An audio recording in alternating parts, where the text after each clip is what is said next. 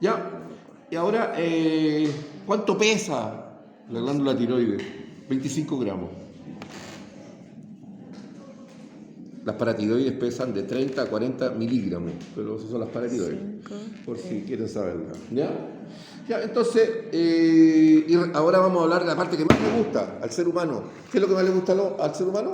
Una de las cosas que más le gusta a los seres humanos. Pelar. Vamos a pelar. Voy a hablar de las relaciones de esta glándula. Bueno, comer también. Dormir. Si una parrilla, ni te digo. Ya, entonces tenemos. Obviamente, la configuración externa de la glándula tiroides tiene una cara anterolateral, tiene una posteromedial o posterior y tiene una cara dorsal, que es esta que está acá. Esta es la anterolateral, la posteromedial es la que está en contacto con la tráquea y con el cartílago tiroides, y la dorsal es esta, este pequeño que está aquí. ¿Ya? Obvio, la anterolateral se relaciona ¿con qué? Con la fascia y por su intermedio, ¿con qué? Con los grupos de músculos infraioideos. ¿Cuáles eran los músculos infraioideos? Pregunta, ¿puedo preguntarle los músculos infraioideos cómo relacionan? Sí. Para lo que me cuesta extraer la cabeza de la SUSI y marcarle los músculos infraioideos, ay, reconózcalo. Pero yo se los voy a preguntar, puedo hacerlo. Y me dice, pero profe, estos músculos, sí, pero son relaciones de la glándula tiroides, ¿se las puedo preguntar? Claro que sí. Entonces, tiene que ser capaz de reconocer el esternoctiroideo, el esternocleidoideo, el homoioideo y el tiroideo. Ojo, el homoioideo sin H, por favor, porque si no va a manchar el problema. Ya, es sin H, ya. No sin tonteras. Ya, entonces, y por atrás, ¿con quién se relaciona? Con la tráquea, con el anillo del cricoide y con el cartílago tiroides. Y por esta cara dorsal, con el paquete vascular nervioso, es decir, la carótida primitiva y la yugular interna. ¿Qué glándula secretaba? La T4, para que sea más fácil. La T4, la T3 y la calcitonina. Y la triiodotironina. Ya, pero la tetraiodotironina, la triiodotironina, yo que me gusta complicar la cosa, tiene que ver con la regulación de la homeostasis, ¿no es cierto? ¿Ya? Y la calcitonina regula la cantidad de calcio en sangre, es lo que hace. ¿Qué dijo de la tiroxina? Regula la homeostasis general, el equilibrio interno. ¿Ya? Bien, paratiroides. Acá estamos fritos porque las paratiroides no tengo nada, pero voy a imprimir algo que les dije que les voy a traer plastificado, las vamos a ver. ¿Cuántas son las paratiroides? Normalmente 4. ¿Pueden ser más? Pueden ser más, pero eso es extraordinario. Dos derechas y ¿Ya? Hay 2 superiores, una izquierda y otra derecha, 2 inferiores, una izquierda y otra derecha. ¿Sí? ¿Y a dónde se adosan? Habitualmente a la cara posterior interna o posterior de los lóbulos de la glándula tiroides. Hay algunos que se pueden desplazar a la cara dorsal, sí, pero la mayoría a la cara posterior. Tienen forma de lente biconvexo, no bicóncavo como sería un eritrocito, biconvexo. ¿Ya? Y como dije, no lo digo yo, lo dice el libro, tiene forma como de una lenteja, de color café, hasta de color café, igual que una lenteja. ¿Ya? Entonces, y obviamente tiene una cara anterior, posterior y una circunferencia. Listo. La cara anterior, ¿con qué se relaciona? Con la cara posterior del lóbulo de la glándula tiroides. La cara posterior, ¿con qué se relaciona? Las superiores con el cartílago tiroides, las inferiores con la tráquea. Y la circunferencia con las estructuras adyacentes. Es más fácil hacer. ¿Quién irriga la glándula tiroides? Y por ende las paratiroides de alguna manera. la tiroidea superior e y inferior. la tiroidea inferior. Y ahí es cuando yo les complicaba la vida, porque les decía que la tiroidea superior venía de una colateral de la arteria carótida externa, y la inferior es donde yo les complicaba con el tronco tiroviscérico escapular, que era una colateral de la arteria subclavia. ¿Ya? ¿Y dónde drena? En la vena tiroidea superior, la vena tiroidea media, porque acá existe una vena tiroidea media y una vena tiroidea inferior. Las superiores, obviamente, en la yugular interna, la inferior en el tronco brachiocefálico venoso izquierdo. Ahí está. Las paratiroides en ramos equivalentes. ¿Listo? Tenemos... les dije las dimensiones.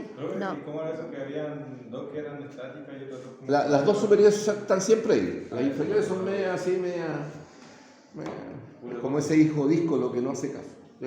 No siempre están ahí. Y el problema esencial con las paratiroides es que el cirujano, sobre todo el cirujano que está haciendo una ablación parcial o total de la glándula tiroides, producto de un cáncer. Recuerden que hay cáncer tiroideo.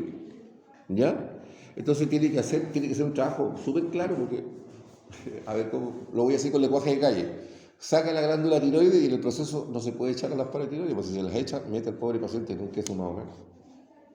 ¿Ya? Porque se puede suplir relativamente bien la ausencia de la glándula tiroides con suplemento, hasta cierto punto sí, pero con las paratiroides no es tan fácil. Entonces, tiene que ser muy cuidadoso, no en el momento en que hace la ablación, sacar parte de la glándula tiroides, a donde está el tumor, supongamos, ¿verdad? Tiene que ser muy cuidadoso no extraer a las paratiroides. ¿Ya? Y no deben olvidar a lo que les dije en el primer semestre. En el mundo real, ¿se acuerdan de lo que les conté alguna vez? En el mundo real, las arterias no son rojas, las venas no son azules, los nervios no son amarillos, ¿se acuerdan? Los linfáticos no son verdes. Es un artilugio que se utiliza para poder enseñarlo con más facilidad. ¿Las arterias son más rojas que las venas? Sí, pero las venas siguen siendo rojas, solo que son un rojo más oscuro. ¿Ya? Entonces, y los nervios son amarillos, nunca fueron amarillos, son blancos. Y llenos de sangre, se ven en una cazuela, entonces, ¿no? Entonces el cirujano tiene que saber lo que hace, es como el que está operando una varicocele, y le corta un nervio al pobre fulano, después viene a reclamar la esposa. Ya, entonces, hay que tener cuidado con lo que el cirujano tiene que hacer. ¿Estamos? El nervio erecto. Y no voy a decir, estoy tonteando para poder retenerme un poco. ¿Ya? ¿Quedó claro? Entonces, el cirujano tiene... Por eso que los médicos, sobre todo los que se especializan en cirugía, ellos estudian algo que se llama anatomía topográfica. A diferencia de nosotros que estudiamos anatomía descriptiva. Pero la razón es esa, porque ellos no pueden meter la pata. ¿Ya? Como le contaba a mi hija, está estudiando en Santiago y ella la tiene tapada con anatomía topográfica. Pero ella tiene una ventaja con respecto a otros compañeros. Me llaman. ¿Cómo que? Ahí yo me caché por el poco. Ya, entonces, no hago clases desde el 95 de anatomía, así que estamos hablando un montón de años. Ya, las paratiroides, ¿qué había dicho yo? ¿Los 25 gramos que pesaban? La dimensión. No, la tiroides 25 y las paratiroides pesan entre 30 y 40 milímetros. ¿Ya? ¿Cuánto pesa esta cuestión? A ver, con las dimensiones. 3 a 8 de alto, 2 a 5 de ancho y 0,5 a 2 de espesor. Ahí está. ¿Cuánto pesaba, profe? 33. 30 a 40 milímetros.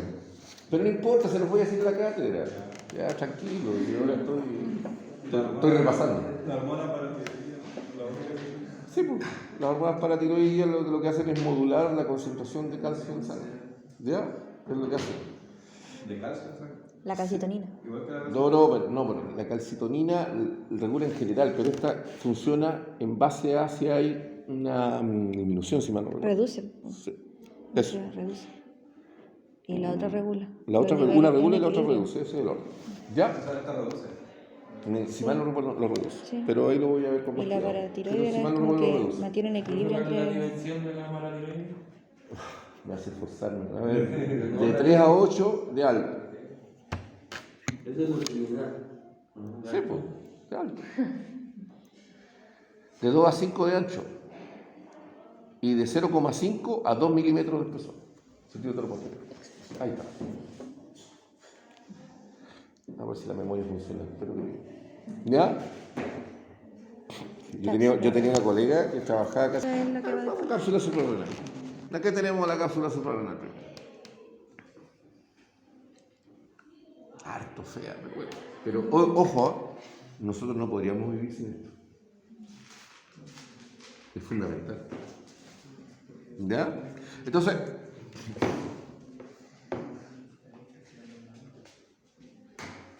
a ver, la cápsula suprarrenal se encuentra en el polo superior del riñón y en el borde, más que nada, en el polo superior del borde interno del riñón.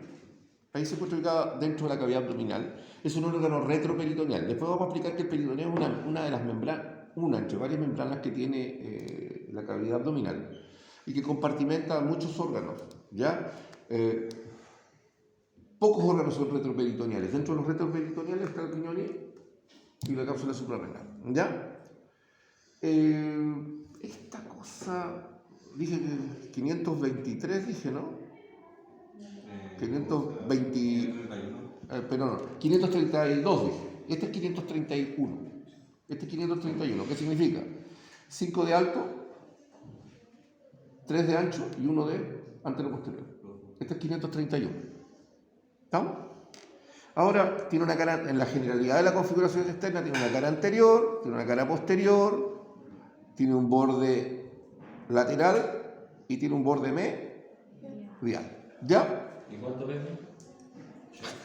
¿Cuánto? Depende. Cuando nace, el Rubier dice 6 a 7 gramos, Saladín dice que pesa al nacer de 8 a 10 gramos y cuando uno crece se atrofia un poco y pesa de 4 a 5 gramos. Si usted quería saber, ahí está la información. Me tiene grabado, así que Bien. está muy bien. ¿Ya? ¿Y quién le irriga? ¿Y quién lo irriga? Las capsulares superiores que vienen de la frénica, las capsulares medias que vienen de la arteria aorta abdominal y las capsulares inferiores que vienen de la arteria renal. ¿Ya? ¿Y qué la drena? Una gran vena que se llama vena central. Ya, listo. ¿Que drena dónde? En la vena cava inferior. Del lado derecho, porque del lado izquierdo drena a la vena renal izquierda. Así, igual que la genital. ¿Se acuerdan? No, qué bueno. Ya. Entonces dije las dimensiones, dije el peso. Dije la configuración externa, y si lo pudiéramos cortar, vamos a ver que tiene corteza renal y médula renal. ¿La médula qué secretaba?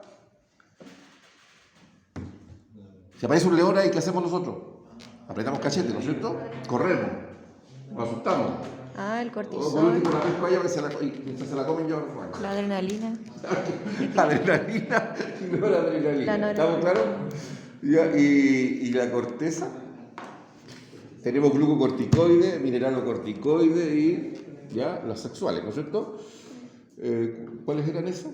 El cortisol era uno. El cortisol, sí. ¿Cuál es la otra parte del cortisol? ¿Cuál es el que seguía? La aldosterona, ¿o no? Aldosterona, claro, porque ese es un mineralocorticoide. Porque el cortisol es el glucocorticoide. ¿Y el otro, el de los sexuales? ¿Ah? Los andrógenos, claro. Ya, pero eso nos da una idea de lo que hacen, ¿no es cierto? A ver, ya, si nos ponemos exquisitos, no hay que olvidar que hay células alfa, no es eso, que hay células alfa, células beta y células delta, eso lo vamos a ver aquí más tarde. No, eso no lo vamos a ver acá en el laboratorio, acá no tenemos un microscopio para ver las células. Ya, pero estamos, es eso lo que se da. Luis, ¿cuál es la diferencia como corteza y la médula? El color. Color. El color. Y la consistencia. Al detalle. Consistencia, pero acá todo es duro porque es plástico. ¿En serio? ¿Ya? Listo. Pero ahí está. Ahora me pongo maldito. No. ¿Ah? No. Pero lo puedo preguntar. Si sale en una prueba, póngalo. Sí, Dígalo. Ya, cara posterior se relaciona con los pilares del diafragma, izquierdo o derecho, dependiendo si es la suprarrenal izquierdo o derecha. Los pilares del diafragma son, a ver, Pero, profe, no les voy a recitar las inserciones del diafragma, ¿para qué? Profe, dígalo más lento. Más lento porque en realidad suena como... Ya. Sí. La cara posterior se relaciona con los pilares del diafragma. Ya. La cara anterior en la mitad inferior con la segunda porción del duodeno. Y en la mitad superior, en la mitad externa, con la cara inferior del lóbulo derecho del hígado. Y en la mitad interna, y así podemos seguir complicándonos la vida. Y, a ver, y en el borde interno, a la derecha, con el tronco celíaco y el plexo solar. Y el borde interno de la suprarrenal izquierda, con el plexo solar y la aorta abdominal. Y el borde externo.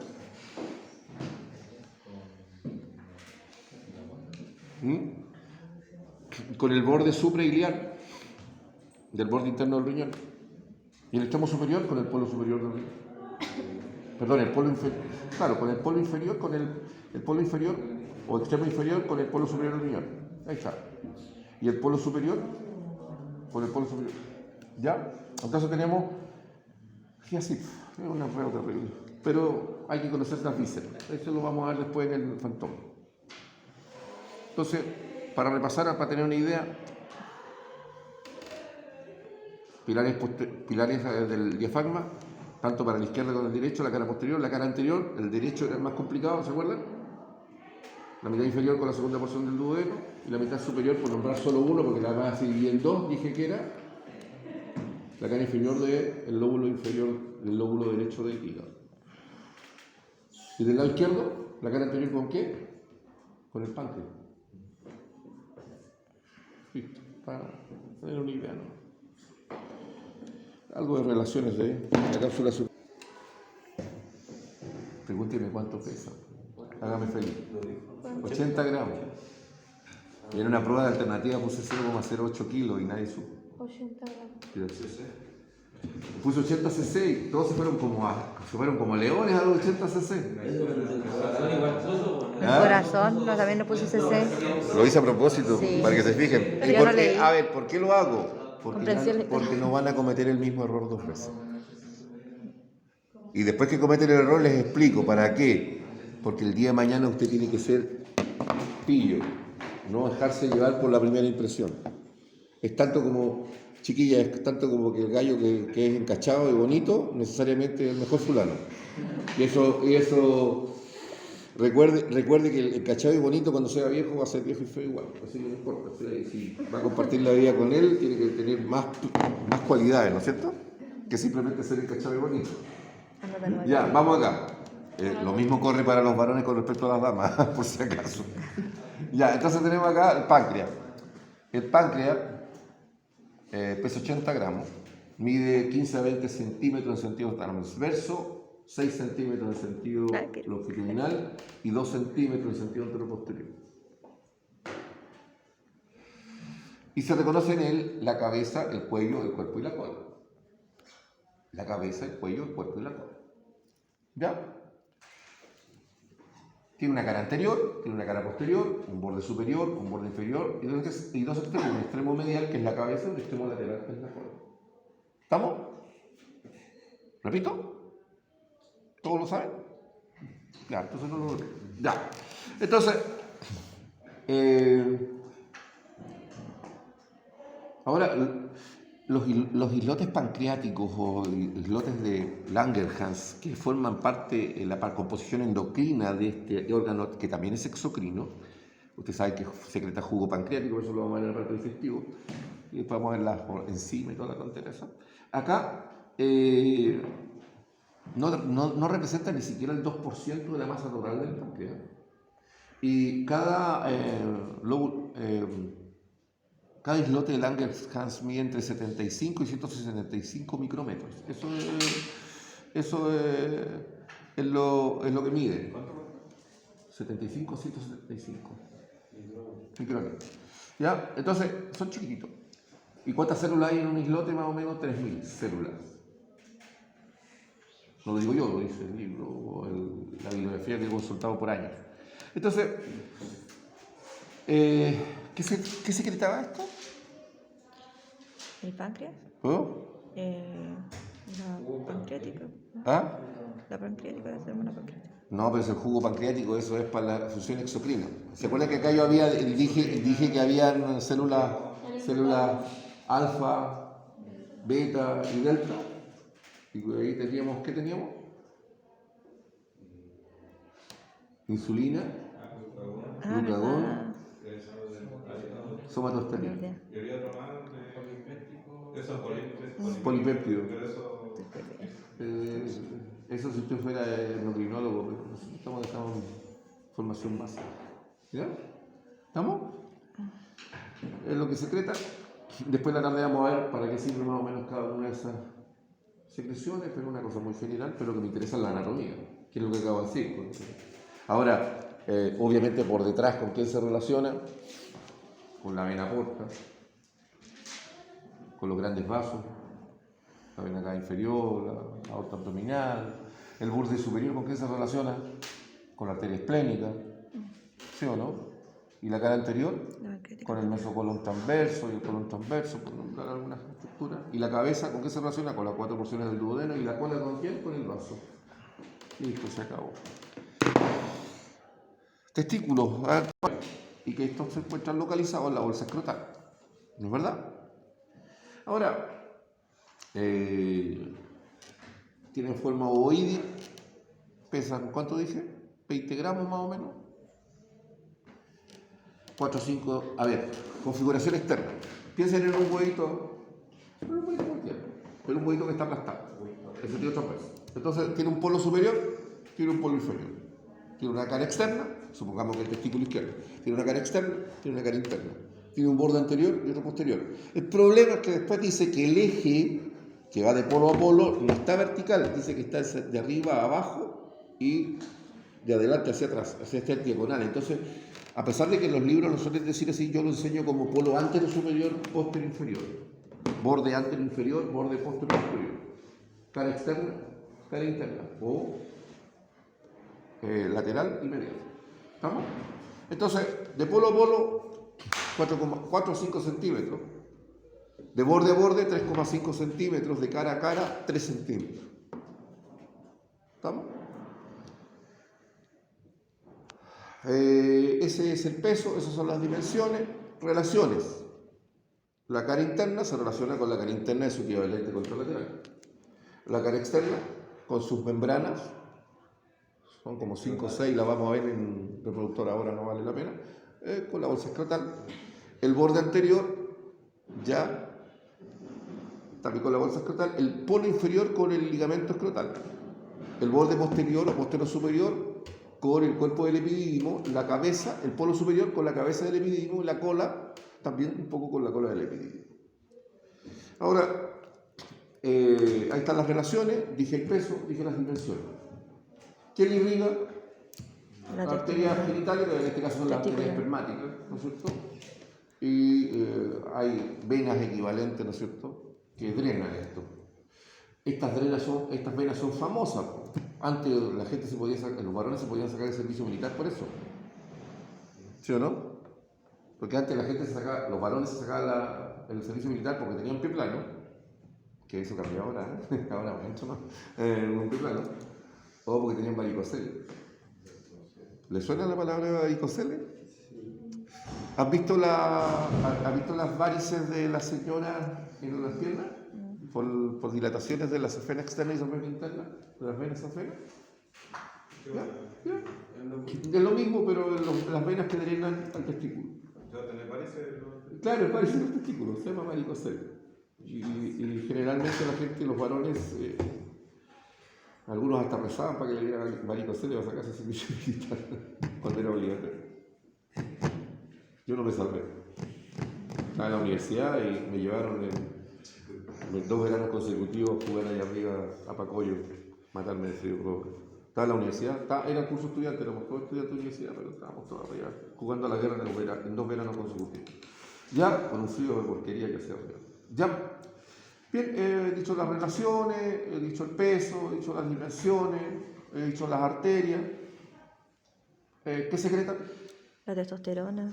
Testosterona, Inhibina. inhibina, antimuleriana, dije yo, una cuestión marciana que había por ahí dando vueltas. Ahora, pero lo que me interesa es quién secreta la inhibina, las células Sertoli que están en las paredes de los túbulos seminíferos, y quiénes secretan la testosterona, las células de Leydig que están en el espacio intersticial entre túbulos seminíferos. Recuerden que el testículo tiene una estructura de tejido conjuntivo que se llama albuginia, que está mucho más espesa y más gruesa a nivel del borde posterior superior, y eso se llama cuerpo de Highmore, y adentro hay una red con anículos que se llama red de testis, ¿ya? Y están los tubos rectos y los conos eferentes, y eso lo tienen que llenar en la guía que les subí.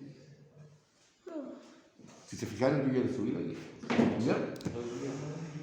Sí, se las subí hace como 1 hora atrás, más o menos. O sea, 45 minutos antes de entrar a la clase. Como les voy a subir la clase de cátedra la tarde, 1 hora antes, más o menos, media hora antes de la cátedra. Ya, eso es, ahí está el testículo. Obviamente, que tiene que estas sexuales secundarias y también con las primarias de alguna manera, para, ¿no es cierto? Bueno, cuando uno es más joven tiene voz de pito y después le sale la voz de locutor de FM. ¿Ya? ¿Estamos? Bueno, el vello púbico, el aumento del tamaño de los genitales y todas esas cosas que son propias de la... A ver, el Capitán Kirk, no se parece al de Enterprise, pero acá tenemos. Aquí el que está medio perdido, esto que están viendo acá es la vejiga. Y esto que están viendo acá es el útero. Estas son las trompas, ¿ya? Estas que están acá, estas de aquí, las más oscuritas son las trompas uterinas, en mi época las trompas de Falopio que llamaban. ¿Ya? Aquí están los ovarios. Y las trompas, tenemos la porción intersticial, el istmo de Walpurgis, la ampolla y el pabellón, que el pabellón es el que se vuelca hacia la cara interna del ovario. Bueno, el ovario también tiene forma ovoidea, pero este sí, el eje es vertical, a diferencia del testículo que es así. El eje vertical. Por lo tanto, acá en propiedad podemos decir que tiene un polo superior, un polo inferior, un borde anterior, un borde posterior, una cara externa y una cara interna. ¿Sí? Los ovarios pesan, los dos juntitos pesan más o menos como 11 gramos. Y las dimensiones. Las dimensiones son 4 centímetros de polo a polo, 2,5 de borde a borde y 1,5 de cara a cara. Centímetros, ¿se entiende? ¿Ya? ¿Y dónde viven? Bueno, ellos viven en la población magisterio, no mentira, ellos viven en la fosa ovárica. Y la fosa ovárica está adosada, está la cara lateral, voy a pelar, ¿se acuerdan? Las relaciones. La cara lateral está pegada a la fosa ovárica, que está sería una pequeña porción de la cara interna de la fosa iliaca interna, de iliaco, respectivo. Y por atrás limita con los vasos hipogástricos y con el uréter. Por arriba, de alguna manera, se relaciona con la ampolla y con la arteria ilíaca externa. Por adelante, esta parte del borde anterior, está el hilio ovárico. ¿Ya? Y el hilio, recuerden que son estructuras que entran y salen que son propias de ese órgano. Existe un hilio renal, existe un hilio ovárico, un hilio testicular, un hilio pulmonar, todo, el hilio hepático, el hilio del vaso, todos los órganos suelen tener un hilio. Son a donde entran y salen estructuras que son propias. Dentro de eso, habitualmente los vasos sanguíneos, entre otras cosas. ¿Ya? Y se relaciona, como es natural, con algo que se llama mesoovario, que es una evaginación posterior de la hoja posterior de un ligamento que se llama ligamento ancho, que después vamos a ver el barato reproductor femenino. Y por dentro, ¿con qué se relaciona la cara interna? Con esto. Se llama pabellón, que es la última porción de la trompa.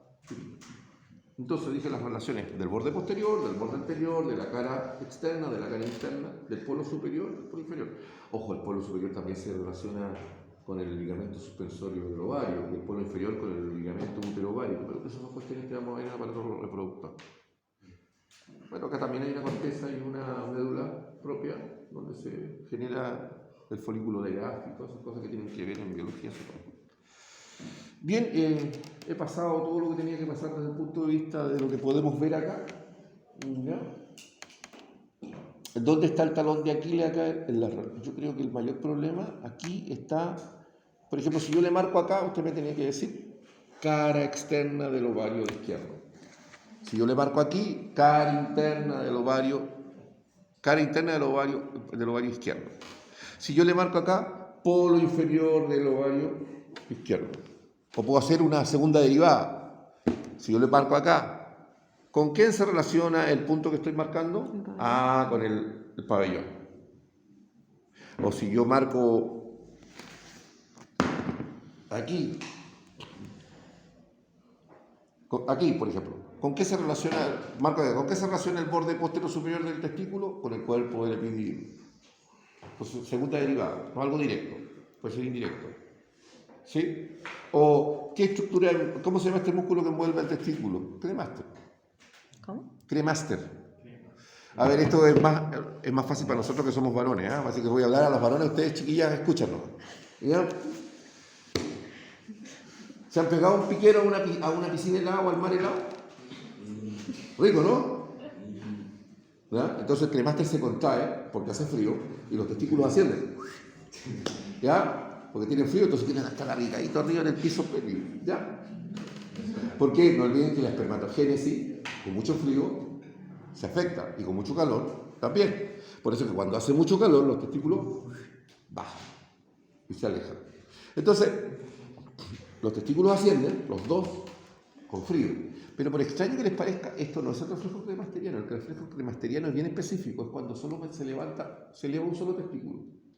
Y eso pasa solo, a ver, hágase cosquilla. Si yo me hago cosquilla, ¿me da cosquilla? Obvio, me da cosquilla. En cambio, si uno roza la cara interna del muslo, obvio, yo me estoy tocando mi muslo, ¿me pasa? No, me voy.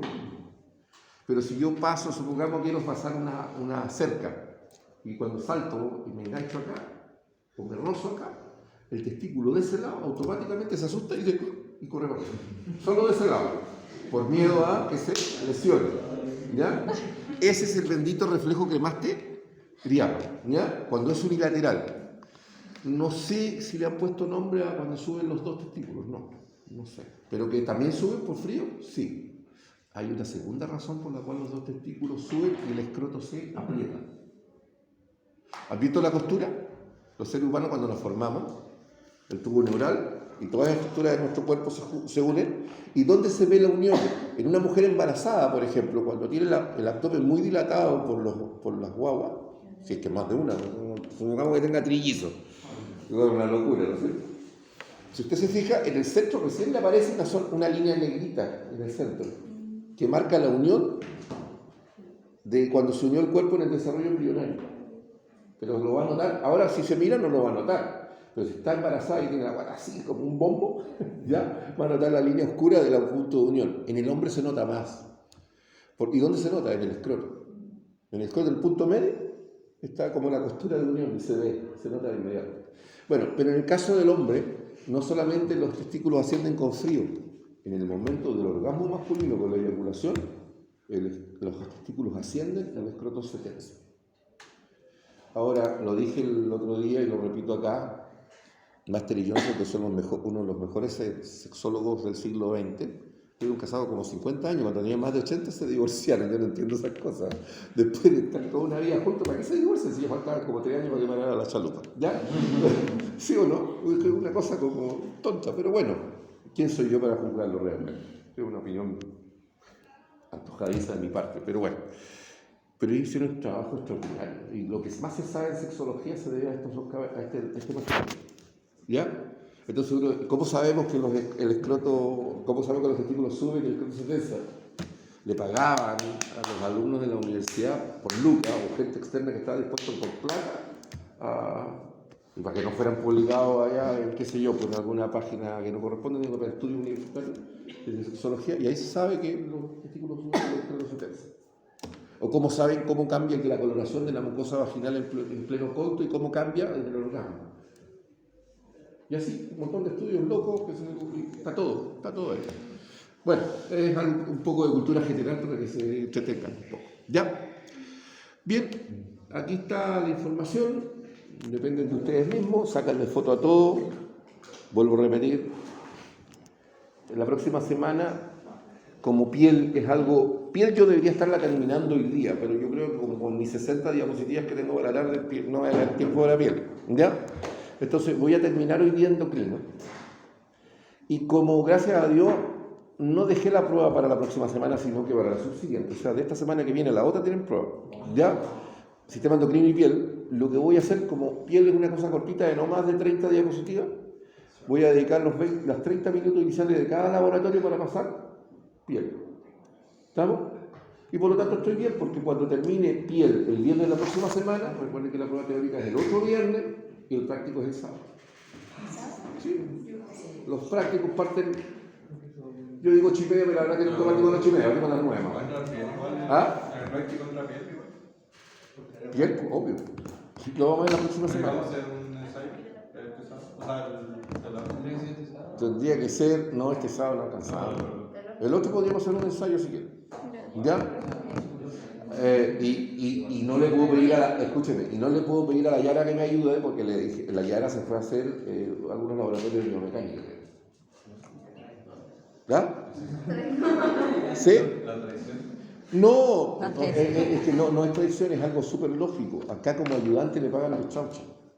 Lo hacen hacer una ayudantía realmente es casi por amor al arte. Pero todo el mundo parte haciendo eso. Todo el mundo parte de a poco. Ahora está haciendo un laboratorio donde le pagan mejor sueldo porque no es ayudantía, está haciendo la clase. Y eso es natural. Todo el mundo hace lo mismo. ¿Cómo voy a enojar? Al contrario, yo estoy muy contento por ello. ¿Ya? Pero ella no estaría haciendo esa clase si no hubiera partido haciendo ayudantía. ¿Usted alguna vez hizo una ayudantía? ¿Ah? ¿Usted alguna vez hizo ayudantía? No. Pero es que es distinto. A ver, ¿sabe por qué es distinto?